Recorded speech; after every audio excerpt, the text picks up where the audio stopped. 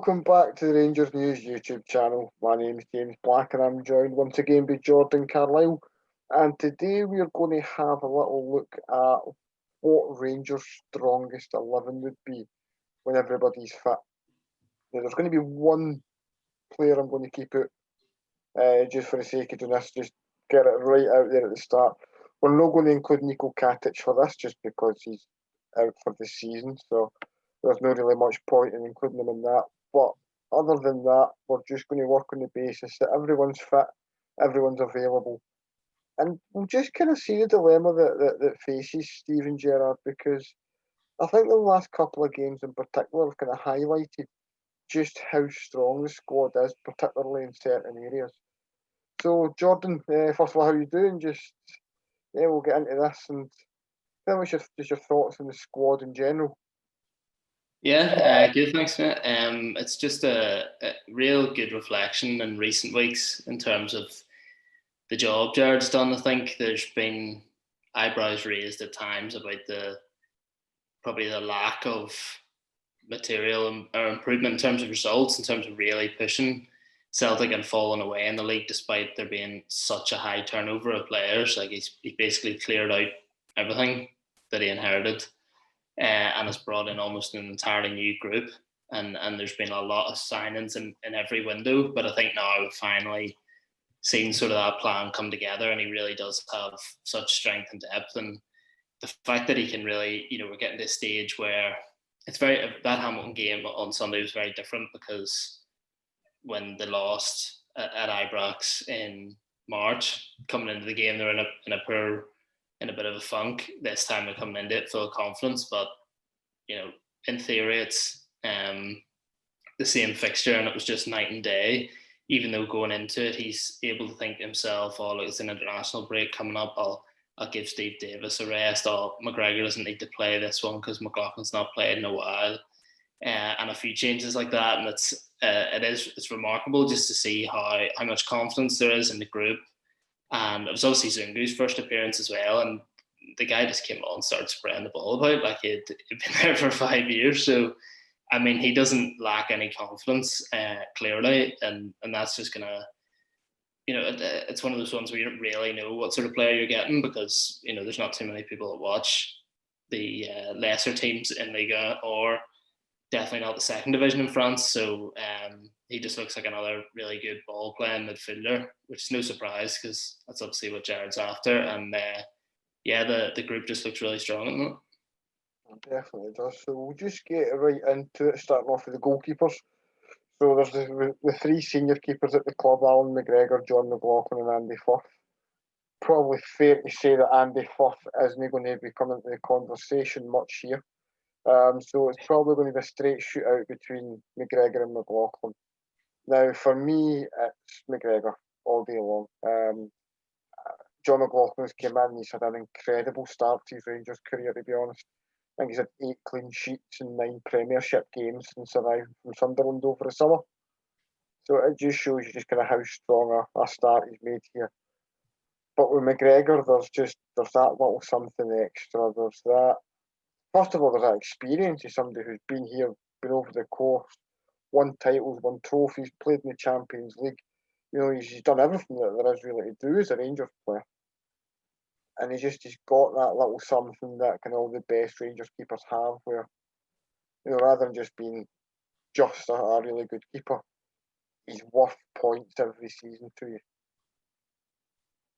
Yeah, I think there's very little argument there, and I don't think anyone would really disagree, although there was plenty of people on the sort of got around McLaughlin at the start of the season. And I think there's, the guy was doing so well.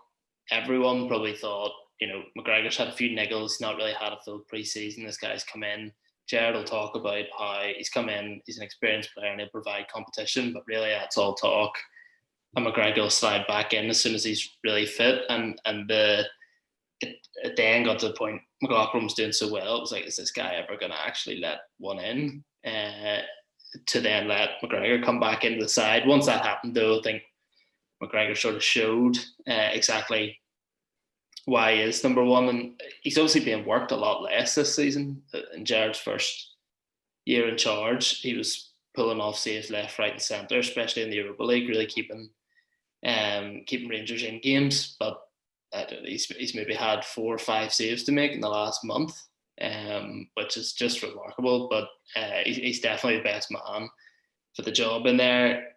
As you say, he definitely has something extra about him in terms of character. So obviously sometimes that means it's a bit of a mental streak, as we saw against Hibs with the lash out. But he's obviously a bit of a psycho, but it keeps the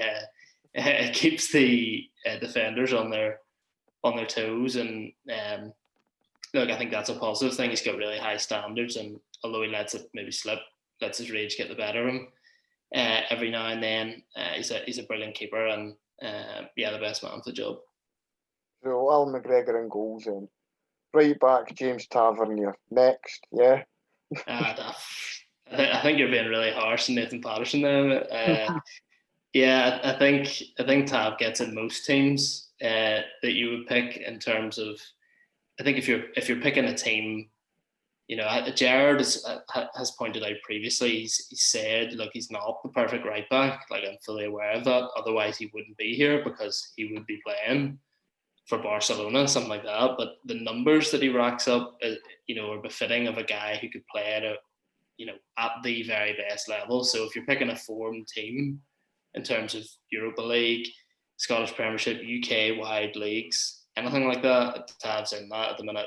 The guy is just, I think we've said in the video before, and he was getting slammed for a couple of years.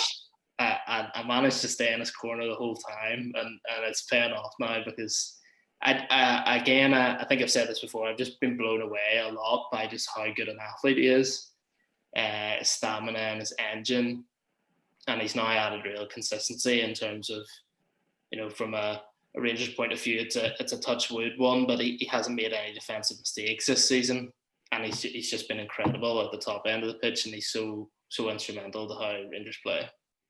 We'll move on to the 2 centre backs now. We'll do these two just as a pairing themselves. I think it kind of works better to pick your centre backs as a pairing. Now, looking at Gerrard's selections over the last about the 2 and a bit years he's been here now, the centre backs have pretty much been Connor Goldson plus another. Now you've got 3 other options there. Goldson obviously there. You've got Philip Helander, Leon Balogun, and George Edmondson. Kind of similar to Andy Fuff, I doubt George Edmondson's going to be in the conversation here. But it kind of leaves you the choice. 3 bodies to fill 2 holes. For me, Goldson's an automatic pick. I don't know if you agree or not, Jordan, but yeah, for me, Goldson is Goldson and one of Balogun and Helander. And for me, it's a big Swedish defender, because he's shown that bit of class. He looks every bit the defender who's played in Serie A. He's comfortable. He reads the game so well. I think it's something that's been kind of spoken about quite a bit with regards to him, just how well that he's not the fastest defender, but he's always getting to the ball first. He reads the game so well. He's got a great understanding of where players are, where they're going to be, how moves progress in front of him. I just think he's that little bit more polished and that little bit more assured than Leon Balogun. Yeah, definitely agree. It's sort of come at a bad time, this, because I think everything that you said there about Helander is accurate 90% of the time. And obviously Rangers' record at the back has been fantastic this season, regardless of who's there. He's had a shaky couple of games. Now, the Kamara game, I was concerned, probably. The major mistakes come after that in the European game against Benfica, but I think probably more concerned about his general sort of performance against Kilmarnock. I don't think he really likes the plastic pitches. I think he sort of struggles maybe to turn, and he's maybe a bit less sure-footed on those surfaces. But in general, I think that's a bit of a blip. He's taken out of the side and then he comes back. But if it's a big game, he's the guy you call upon, because he's been brilliant. And I think a couple of times I remember seeing him in the warm-up before the first Europa League game against Feyenoord last year, and that was when he hadn't really settled into the team yet. it taking a while to get up to speed after his transfer. And just thinking he looked a big gangly guy who wasn't overly coordinated. Looked slow in warm up and just sort of stuck out a little bit. And as soon as the game started, though, he was absolutely on it. And he was brilliant. Great sort of awareness, positional awareness, and really good at sensing danger. So yeah, I think him above Balogun, who's been good so far. And actually, I'm not even sure. I think Rangers have conceded once when Balogun's been on the pitch, and that was that freak Edmondson own goal against Motherwell. So like his record's fantastic.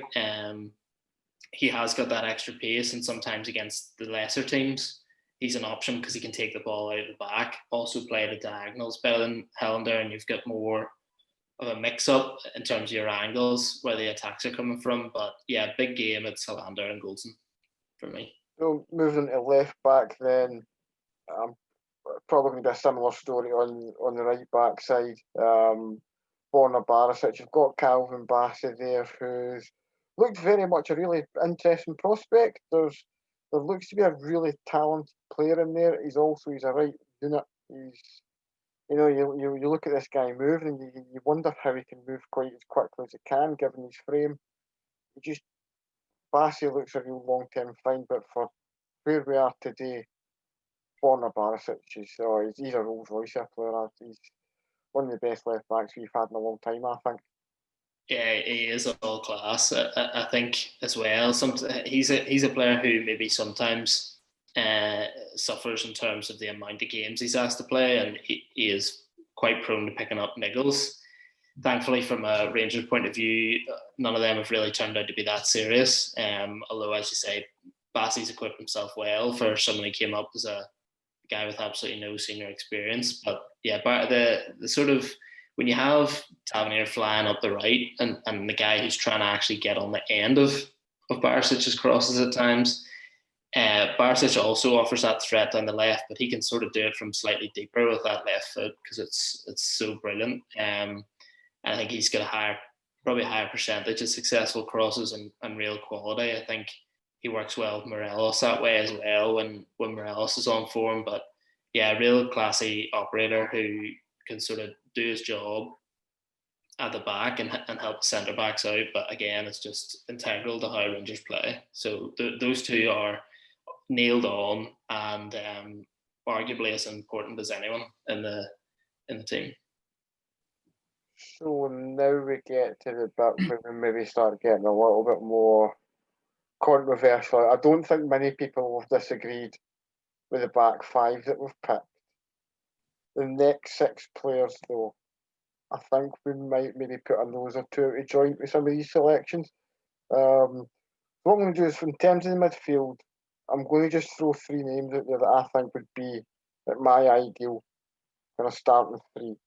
And I mean, literally, as I'm about to say them, I'm actually flipping between two different I know, yeah. for one of them. I decided not to think too much about it and to just stick with what I immediately thought, and I don't know what you thought, so it could be the same. That was precisely what I was going to do. I'll just come out with the first three, and then just as you were kind of wrapping up there on Barisic, I was like, so where am I going with this?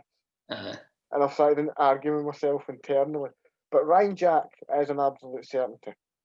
I think he anchors the midfield perfectly for Rangers. And by having Jack, it kind of negates having certain other players now because I think it doesn't quite work as well. So when you have Jack and Davis in the team together, I think they kind of cancel each other out a little bit. I think the same can apply with Jack and Glenn Kamara at times. I think they're both that wee bit more comfortable sitting deep and looking to get the ball in front of them and play the ball to players in front of them.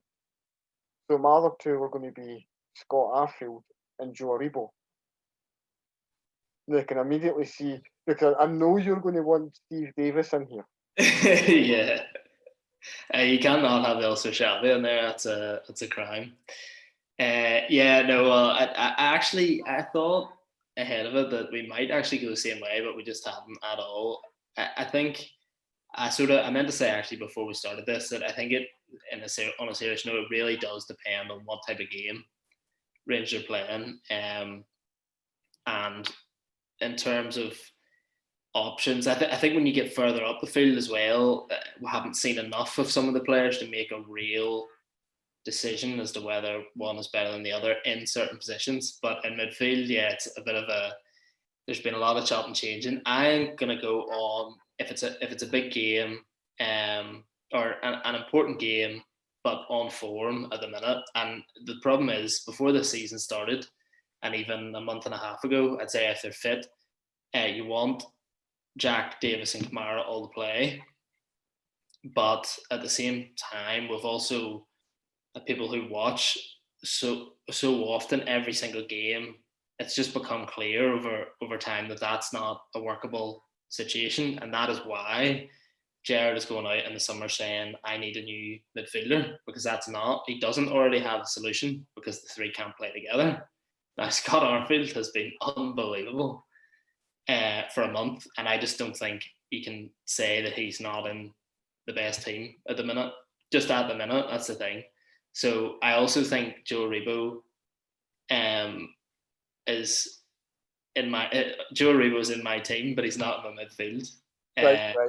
So I think Arfield, Davis, and Kamara, because arguably Kamara is the one for me that has to be in there based purely on form, but on recent form as well, Arfield is basically undroppable, sort of. And Davis speaks for himself. I mean, the guy, Davis has also had a sort of peaks and troughs since he's come back, and he's a guy who I think the balance is very hard to strike at the minute, because due to his age, you do not want him playing constantly, but at the same time, as soon as you step him out for a game or two, he then tends to lose that edge that he's got. So I think that's very important. If it was a game at home where you could maybe slip into just two, and you wanted one man to anchor it, I would pick Jack. But I think in the three, in terms of the balance, I think we saw the Old Firm game. It wasn't the perfect performance, as Gerrard said, but it's very much possible to have a real good dynamic in there without Jack. And then he comes on to shore it up for the last 30 minutes. So, yeah, I couldn't have pictured myself saying that this time last year, where I thought Jack was the best midfielder, but now he's not even in the team.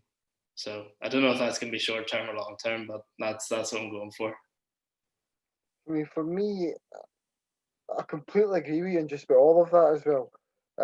Arfield, the energy Scott Arfield brings into the team, I think the way he's added that extra dimension to the midfield has been massive this season. Aribo is someone who, for me, has got that little bit of magic that can open games. And I can completely see why you'd maybe go for someone like Kamara instead and use Aribo further forward. And kind of have Kamara to drop in deep when Barisic goes forward, and it fills that gap. So yeah, I can completely see that. I mean, we've barely even touched on people like Bongani Zungu to come into the side too. I mean, we've seen very little of him, but he very much looks to me to be that same sort of player as Arfield, who's comfortable breaking lines, but he's also really happy with the ball at his feet, and he's got a fantastic range of passing. So it's going to be one. I think as the season goes on, it's going to be the one area of the pitch where you're going to see most rotation. I think as we go on, you'll probably see a more settled front three. You'll maybe flick it in and out a little bit at times, depending on if it's European games, domestic games, whatever. But I think on a kind of starting 11 basis, the front three will look a lot more settled than the midfield three. Yeah.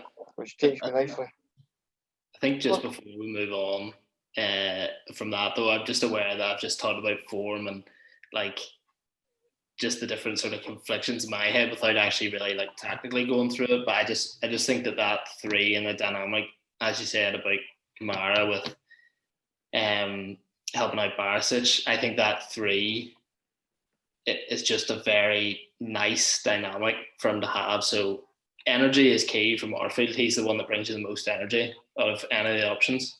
I think Davis is the best passer of any of the options, and Kamara is the best mover and has the legs to cover at the back. So that is sort of the thought process behind that, and the fact that, I think Kamara is just a guy who, for quite some time, looked very scared to go forward with the ball, and he's obviously, shooting record's not great apart from that recent goal, which was in Benfica, which I think surprised himself. But I just think that dynamic of the three is brilliant. But as you say, when it comes to rotation, like a video like this, I think it's interesting, certainly interesting for us to do it because it's hard to pick now. But when it comes to practice, this is a thing where Gerrard now has the options to just tailor it for each game. So there is probably, for him, there's no such thing as his best midfield, and he's not concerned about it because he can play 3 on the Saturday or 3 on the Sunday, as it'll be, 3 in the Thursday away game in the Europa League, and then a combination of those 2 on the next Sunday, and he's happy as Larry to do it. And the thing is, if 1 or 2 get injured, he should still be fine. So, moving on to the front 3. Now, this is going to be an interesting one, I think, because this is where I think we're probably going to be furthest apart. And also, we know you've already got Joe Rebo as one of your 3. So what we'll do is I'll let you go with your 3 first, just finish yours off, and then I'll come in with mine, and we'll see where we end up. Okay. So I'm going to Rebo on the right, and I think that's also, partly to do with the fact that I'm treating this as if it is an old firm, as if it is maybe could be a home game at Ibrox, but against a really big European side. I think you want a Rebo in your team. He maybe doesn't offer the same in terms of solidity and that tracking back that Kamara will do, or necessarily the bullish energy of an Arfield, and he can drift in and out of games. But you want his feet in the team, I think, if you possibly can. He's a bigger physical presence now. And I think he's shown that in pre-season, before he got injured, since he's come back, he's got a bit more of a knack in front of goal now. So I think I couldn't leave him out of the best 11 because I think he is one of the best footballers at the club. But I've gone for him on the right, Kent on the left, who started the season brilliantly and is in a bit of a rut at the minute in terms of goal scoring, but I still think contributing better than he did for large parts of last season, even if he is struggling. So he's obviously involved a lot against Hamilton, and that was a lot easier, but he's just a different player now. I think the finishing still needs worked on, and that's clearly a confidence thing because it was there at the start of the season and now it's not. But he's a guy who, for quite some time, was going with the sort of body feints and a wee step over and turning away from someone, then stopping and then passing it back to Barisic and not doing anything with it. I think he's a lot more dynamic now. And I think it's shown by the fact that, he's obviously not going on international duty, so he doesn't need rested as often, and he is basically in that team every week, and Gerrard's a massive fan of him. So him on the left, and this is sort of what I was talking about when it comes to not seeing enough for me of some of the other guys, of the new guys, to know who is better in the number 9 jersey. And I've been very critical, stroke frustrated just watching Morelos at times this season because he hasn't given enough in probably half the games I think he's played in. But when Roofe started up front, admittedly again not fully fit, in that Europa League game, is that the Poznan game, I thought Rangers lacked something. I thought the interplay was sometimes really nice, but as a number 9, it lacks the sort of bullish focal point that Morelos gives you. So I'm assuming this is a guy who's pumped up, wants to play for the club, in form, fully fit. It's Morelos, number 9 for me. Actually, much closer than I thought. The only one I have different, I've got, and this is going to split opinion, I think. You're going Hadji. Hadji, absolutely. Because, and this is the big standout for me. One of the things that we've been raving about James Tavernier in the last few weeks is the number of goals he's created.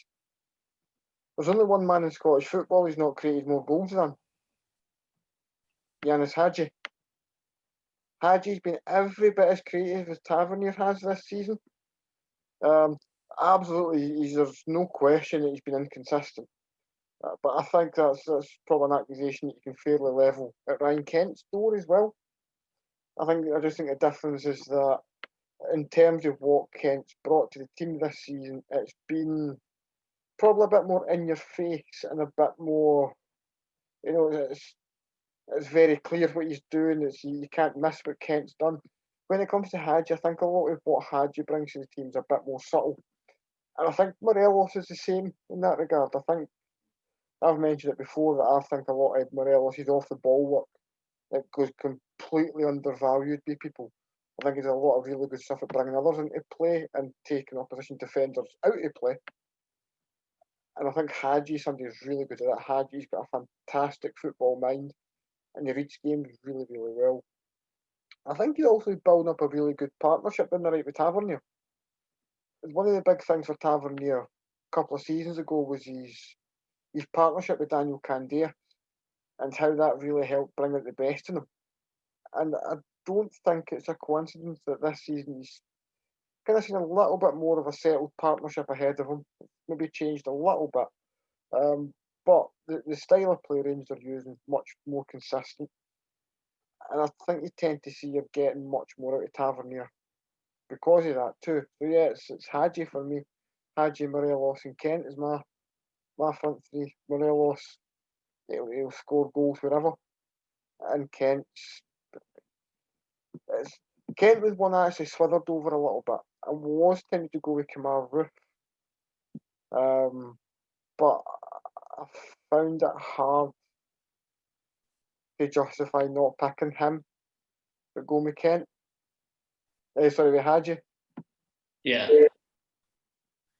I think you need you're obviously talking about like comparing what Hadji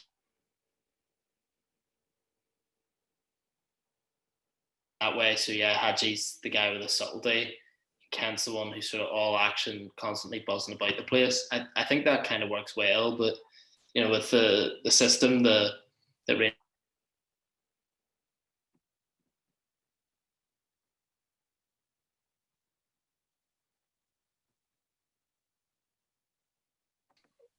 it's an interesting one because Hadji's numbers are fantastic, as you point out. Like I think they are very good. At one point, there was maybe 8 assists and 9 appearances, or 7 and 8 appearances, something like that, which is brilliant.